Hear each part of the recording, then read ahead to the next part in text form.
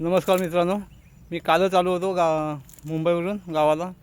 तर मी आज मुंबईला जायला निघालेलो आहे. तर आमच्याकडे गाडी नाही आहे, तर आम्हाला केळशीमध्ये यावं लागतं.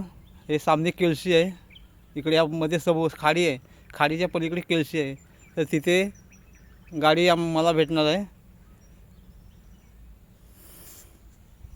तर त्यात मी गाडीसाठी निघालेलो आहे, पण मध्ये होडी नसल्यामुळं मला परत जावं लागणार आहे. आणि इथून मला वरती या डोंगरावरती माझं गाव आहे, इथे वरती. तर मला इथून 15 मिनटं परत मला चालत जावं लागणार आहे गावाला, घरी. तर अशी आमच्या लोकांची हालत आहे.